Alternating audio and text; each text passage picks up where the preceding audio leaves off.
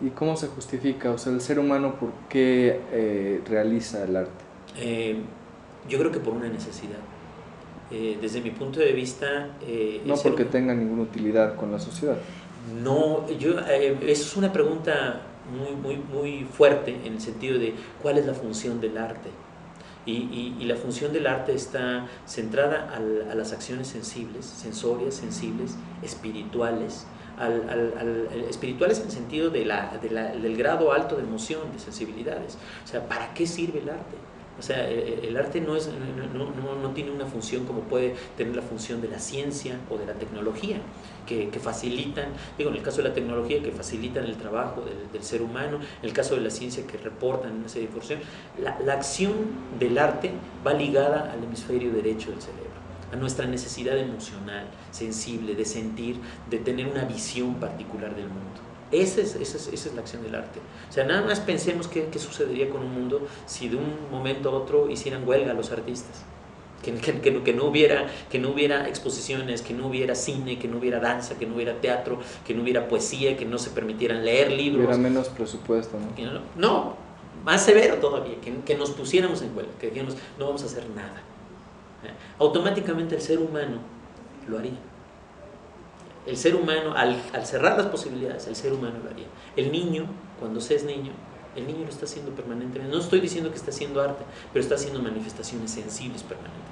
Con el juego, con inventar cosas, con crear. Lo que pasa es que después la educación es tan terrible que aleja, y el arte se convierte en un objeto de lujo a veces, un objeto elitista, que yo creo que habría que entender que la gente que adquiere una obra, pensemos en el caso de pintura, ¿no? Que adquiere una obra para su casa, para tenerlo en su casa, al margen de que esté fungiendo una acción decorativa, está abriendo la posibilidad de que ese cuadro día con día esté mandando información al que lo está viendo. Y ahora Al que entonces, está viendo el cuadro está asimilando permanentemente la información. cuando los estudiantes se enfrentan a la realidad económica, ¿tú piensas que es el gobierno quien debería respaldar el trabajo sensible de los artistas, aunque no tenga una utilidad práctica? ¿O debe ser, como dices tú, a través de la compra de esto como un objeto, como un producto cultural, como debe sustentarse el modus vivendi de los artistas? Bueno, aquí son como tres preguntas las que me estás haciendo al mismo tiempo. Voy a tratar de contestar una por una. Primero, una cosa es que un estudiante esté haciendo un producto artístico. Yo hablaría de productos culturales. Todo el mundo hace productos culturales. Mercancía cultural. Sí. Ahorita hablamos del concepto de mercancía. Productos culturales todo el mundo hace. Ahora, para que esos productos culturales o esos ejercicios pasen a ser arte, tendrá que haber toda una serie de procesos. Una serie de procesos que tienen que ver con que esa obra sea realmente una manifestación de su momento histórico. Yo soy pintor. Excelente. Yo hago productos artísticos, culturales. Que esas obras vayan a ser arte o no, no me corresponde a mí. Eso tendrá que corresponderle a la historia, que valore y que evalúe si esa obra lo es o no lo es. Imaginemos que hace 2 años la 9ª Sinfonía de Beethoven se declaró por la UNESCO como Patrimonio de la Humanidad. Hasta hace 2 años. O sea, cuando ya después de todo un momento, entonces la gente considera realmente que es una obra de arte que debe de cuidarse, conservarse, porque manifiesta muchas cosas de ti. Aunque sea un abstracto, ¿no? ¿Perdón? Aunque sea un abstracto. Aunque sea un abstracto, claro, por supuesto. O sea, yo creo que el que la humanidad confiera el atributo de que una obra, un producto cultural sea artístico, pasa los tiempos y las fronteras. Eso es un lado. Por el otro lado, la otra pregunta es si el gobierno tiene que darle esa presencia o no. El gobierno tiene una obligación a nivel del artículo 3 constitucional, en el sentido de fomentar mexicanos que tengan una educación integral. Entonces yo creo que es importante que el ser humano se forme en las ciencias, en las artes y en las tecnologías. Aquí mi crítica severa porque ¿cuánto se gasta para que vayan unos jugadores a una olimpiada cuando México no tiene una tradición deportiva? ¿Y cuáles son los ridículos que luego hacen? Y sin embargo, si ponemos eso en equilibrio, luego hay veces que a veces dice uno, bueno, ¿Por qué no se le gasta ese mismo dinero a las participaciones de tantas manifestaciones artísticas que puedan cubrir y que tengan una representación? Y en cambio México sí tiene tradición claro, artística. ahí sí hay una tradición artística milenaria. Milenaria, o sea, las tradiciones de la cultura maya, las tradiciones de la cultura tolteca, o sea, todo un proceso. Y reconocimiento a nivel internacional. Claro, también, ¿no? o sea, y lo saben, o sea, la gente lo sabe. O sea, a México se le conoce por muchas cosas, ¿no? Terribles, ¿no? Se le conoce como un país corrupto, ¿no? Por decir algo, ¿no? ¿Sí? Pero también se le reconoce por sus artistas. O sea, si hay algo que ha llevado el nombre de México a las esferas internacionales es un Octavio Paz, es un Silvestre Revueltas, es una Josefina Lavalle en la danza, es el cine de la época de oro, es un Diego Rivera, un Frida Kahlo, y artistas contemporáneos, Manuel Felgueres, Vicente Rojo, no tan Toledo, contemporáneos. y más contemporáneos todavía, ¿no? O sea, Gabriel Orozco, ¿no? Diríamos, ya, Sí. hasta más contemporáneo. O sea, siempre hemos estado presentes con el apoyo o sin el apoyo del gobierno. Dijera Galileo Galilei, y sin embargo se mueve.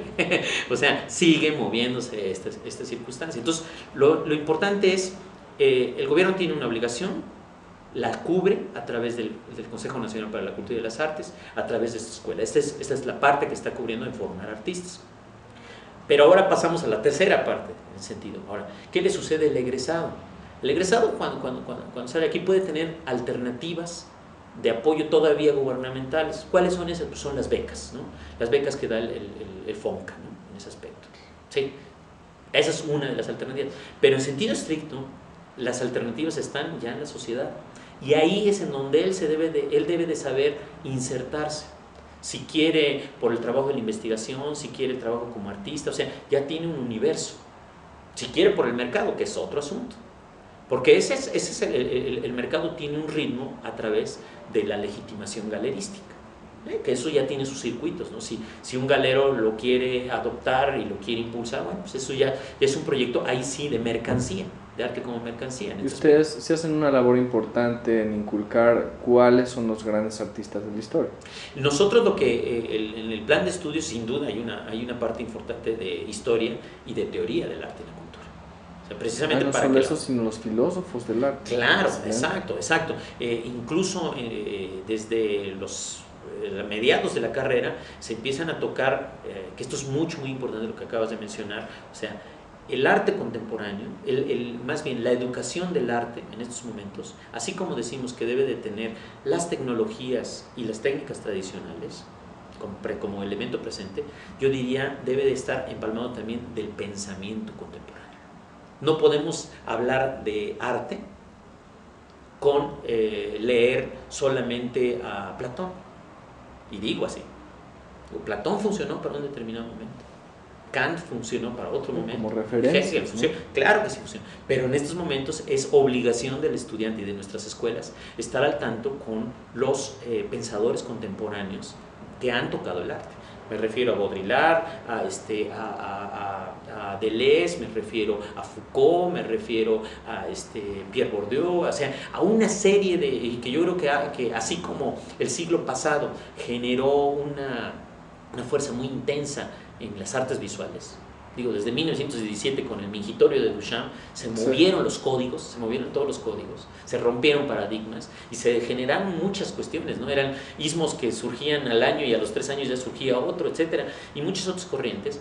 Eso mismo generó que el pensamiento filosófico al respecto del arte, no digo nada más el estético, sino el pensamiento filosófico, le diera otra visión y se ha enriquecido. Se ha enriquecido mucho, ¿no? con todos estos autores que menciono algunos y que son muchos más. Pero esto afortunadamente es algo que se trata aquí en la escuela. Nuestros alumnos leen a Baudrillard, leen a Bachelard, leen a Foucault, a Deleuze, a Derrida, leen a Pierre Bourdieu, leen a semiólogos, o sea, es parte importante de su formación. Que esto también es conveniente. Había veces que el artista decía, no, yo no pienso, o yo no puedo hablar, mi cuadro es el que habla. Hoy en día ya no. Hoy en día el artista debe de saber defender sus ideas y justificar sus proyectos. Digo, paralelamente, no estoy diciendo que sean escritores, no estoy diciendo eso, pero que sí tengan con toda la claridad qué es lo que están haciendo. Ya no puede ser nada más una cuestión de habilidades manuales, sino habilidades manuales y mentales. El arte tiene mucho que ver con el aspecto conceptual, con el aspecto cognitivo. Ahora platica un poco entonces también formando públicos. Ajá, esa es la otra parte. Esa es mi parte que yo he trabajado de muchos años como promotor cultural. Si el desarrollo del arte se está moviendo vertiginosamente por todo esto que acabamos de comentar, el que se está quedando rezagado, como siempre, es el público. Porque el público llega tarde siempre. Siempre llega. Eso es histórico. Si hoy hacemos una encuesta entre el común denominador de qué tipo de manifestación artística le gusta, si bien nos va, nos quedamos en el impresionismo. Si bien nos va, 1910, o sea, casi un siglo. La gente le cuesta trabajo aceptar abstracciones, dadaísmo, surrealismos, a algunos les cuesta trabajo.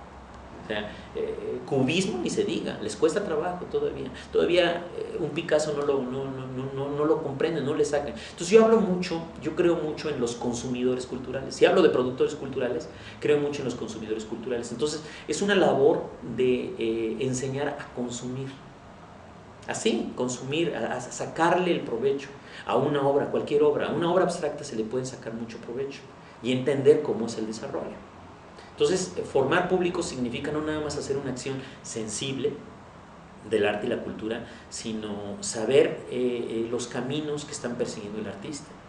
Digo, si enfrentamos a una gente ante el migitorio de Duchamp, sin decirle ningún código, pues puede decir esto no es arte, es una locura, pero si le mostramos todo su una reacción, ¿no? Claro. Ahora, lo que sí es importante es que al margen de eso, el producto cultural llamado arte, el producto artístico, tiene precisamente esa fuerza emotiva que aunque sea o no lo sea, el público, un conocedor, lo va a simbrar. Genera un cuestionamiento, ¿no? Claro. Es la función forzosamente también le va a generar un cuestionamiento y lo va a simbrar. Digo, hasta en individuos no racionales. Sí. Digo, tanto se ha dicho de las famosas vacas lecheras, ¿no? Que les ponen música de Mozart, ¿no? Y que producen más, ¿no? Digo, si hasta eso sucede, digo, pues como un ser humano no se le va a poder llevar efecto. Ahí el otro problema es la sociedad tan enajenante, ¿no? La sociedad tan enajenante, tan consumista en este sentido, en donde la televisión pues va nulificando y rompiendo todo lo que es las estructuras de arte. O sea, la gente luego se acerca al arte precisamente con la intención de no pensar, y es lo contrario. Una verdadera obra de arte te va a hacer pensar. Una verdadera obra de arte te va a hacer pensar. ¿Por qué? Pues porque te está cuestionando, te está permitiendo reflexionar. Por eso yo decía que la gente que adquiere un cuadro o que tiene un cuadro en su casa es una ventana de información permanente. Está diciéndole cosas. Y hay que saber leerlas, consumirlas, diría yo. Ahora, Otón, ¿tú dentro de qué generación te consideras como artista? Sí, muy fríamente. Sí, no, aparte esto es muy claro porque mi generación responde cuando yo era estudiante de esta escuela. O sea, yo fui estudiante de la Esmeralda en el 75 y mis compañeros de banca, porque son los que nos acompañamos durante 5 años, son Irma Palacios, Francisco Castro Leñero, Helio Montiel, Ofelia Márquez Huitzil, como parte, Rolando de la Rosa, como parte de la gente que, como todo esto, ¿no? O sea, hay gente que sigue, hay gente que no sigue, hay muchos otros más, ¿no? Pero esa era la generación con la que estábamos cubriendo. Y en la otra escuela hermana, que es la Escuela Nacional de Artes Plásticas de la UNAM, en ese entonces estaba el Grupo Suma, en el cual yo también a veces me daba mis escapadas, porque era un trabajo no tan separado por las fronteras. Yo también participaba a veces con la otra parte del Grupo Suma, que era José Barbosa, que era Gabriel Macotela, que estaba el otro de los Castro Leñeros, Alberto, en fin, somos esa generación de artistas visuales, más o menos. Y ahora, como una parte que tiene su observancia dentro del semillero de los artistas contemporáneos, que pasarán a lo mejor en 10 o en 15 o en 20 años a ser los grandes pilares de lo que es nuestra cultura, ¿ves que haya alguna tendencia marcada en cuanto a las aspiraciones que ellos tengan? Yo creo que algo que yo he llamado como neoconceptualista está muy presente, ¿no? O sea, esta nueva visión conceptualista, hay como corrientes con mucha fuerza. Todo lo que es el arte objeto, tiene mucha fuerza, el videoarte, la instalación ha superado el performance ya no está tan fuerte. O sea, yo no podría decir qué es lo que está pasando, hacia dónde va a ir. Lo único que sí me estoy dando cuenta cuáles son las grandes preocupaciones. Y el aspecto de lo cotidiano como unidad temática se ha vuelto algo muy constante casi en todos los discursos. Lo cotidiano permanentemente. Hablar del individuo cotidiano, del que circula en las grandes ciudades, en el campo, etcétera, ¿no? En ese aspecto. Ok. Otón, no sé si quieras emitir ahora un mensaje importante que redondee nuestra entrevista. Primero que el arte es una condición necesaria del ser humano, que se requiere que la gente se acerque al arte, ya sea haciéndolo o ya sea consumiéndolo en ese aspecto, es decir, apreciándolo adecuadamente, que las escuelas fungen un papel importante, pero que esto es algo de la sociedad y que no dejemos que México, un país con alta tradición, se derrumbe en otras cuestiones. Yo creo que es el momento de darle un impulso muy fuerte, a eso vengo a impulsarlo desde mi parte, que es una escuela en ese sentido, con el objeto de enriquecer las opciones creativas que tiene el ser humano. Muy bien, muchísimas gracias. Pues ahora sí.